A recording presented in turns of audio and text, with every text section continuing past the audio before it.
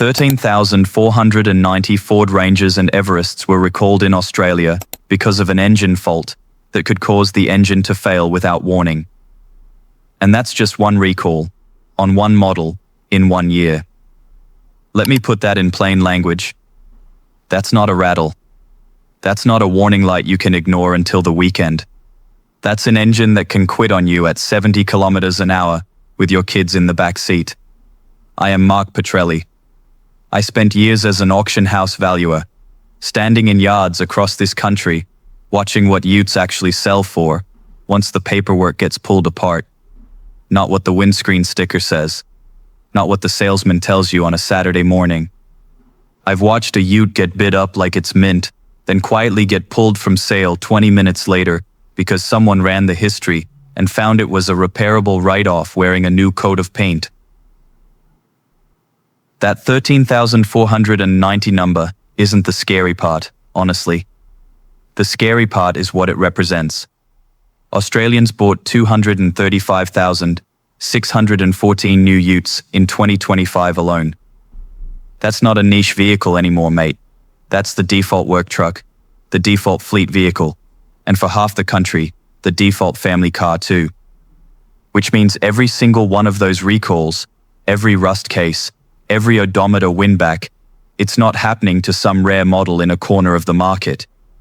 It's happening in the vehicle sitting in your driveway right now, or the one you're about to hand over 5 figures for. Here's the other number that should worry you.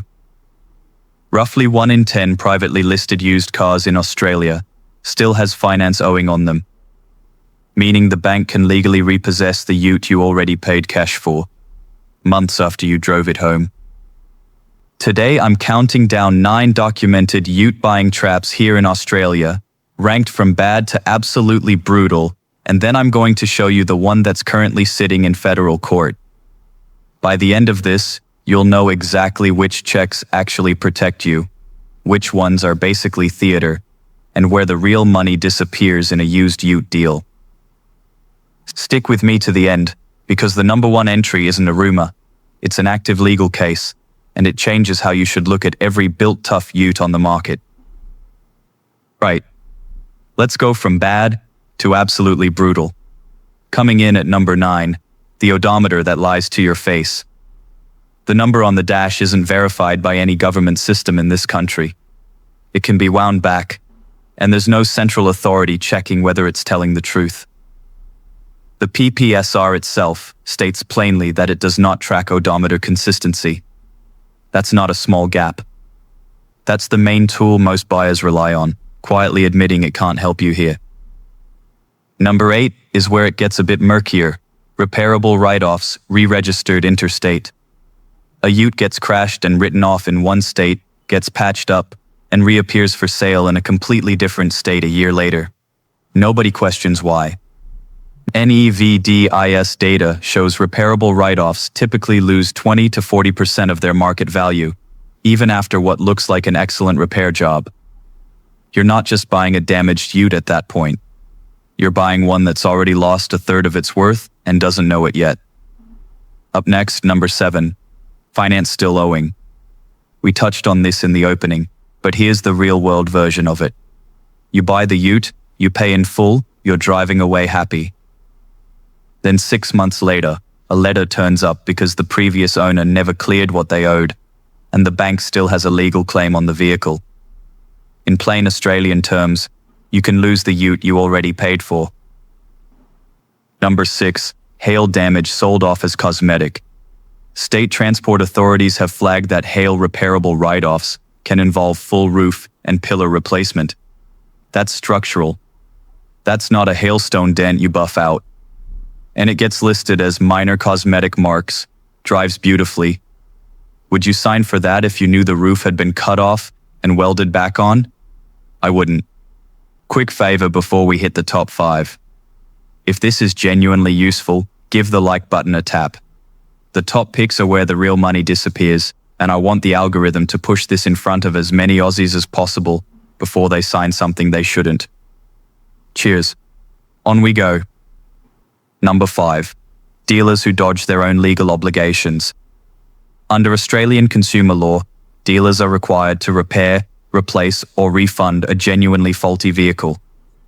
The ACCC's own December 2025 report on second-hand car sales specifically called out dealers pushing buyers off to the manufacturer instead, which just isn't how the law works. That's not a gray area. That's a dealer hoping you don't know your rights. Number 4, and this one surprised me the first time I saw the documentation. Full dashboard replacement to hide the real kilometers, not a windback on the existing odometer, an entire instrument cluster swapped out. Australian consumer protection case files confirm this method has actually been used. That's a 5-figure mistake waiting to happen if you don't catch it. Number 3, statutory write-offs, sold as if they're roadworthy. These utes can never legally be re-registered anywhere in Australia. Not in a different state, not with a fresh inspection, nowhere. And yet buyers still end up with one, because a dealer simply didn't disclose it. NEVDIS confirms there's no interstate loophole here at all. The ban is national. So if someone's found a way around it, one of you isn't telling the truth, and it's not the government database. Number 2, the Ford Ranger and Everest engine recall we opened with. 13,493-liter V6 turbo diesels, recalled for a fault that could cause premature engine failure. Why does this rank above a statutory write-off, which sounds worse on paper? Because a statutory write-off, once you check it properly, is avoidable. The checks exist and they work. This engine fault was sold to owners as a feature, as proven off-road toughness, right up until the recall notice landed in their inbox. The math simply doesn't work in the buyer's favor when the fault was hiding behind a marketing promise. And that brings us to the marketing promise itself, because that's exactly where the worst one on this list begins. And topping the list at number 1, the LDV Rust case. Layer 1, the brand level. LDV sold 2 vehicle lines here, the T60 Ute and the G10 van, both marketed specifically on toughness and durability for Australian conditions. That's the whole pitch. Rugged, built for it, off-road ready. Layer 2, the specific product problem. The ACCC alleges the T60 had what's documented as a propensity to develop rust or corrosion within the first 5 years of ownership. 5 years, not decades of hard use, 5 years, on a vehicle sold as tough enough for exactly that kind of use. Layer 3, and this is what genuinely separates this case from everything else on the list. This isn't a forum rumor.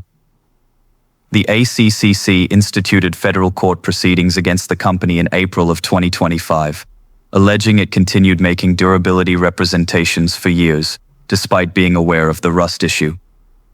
That's a regulator, in court, on the record. They're seeking penalties, consumer redress, and costs.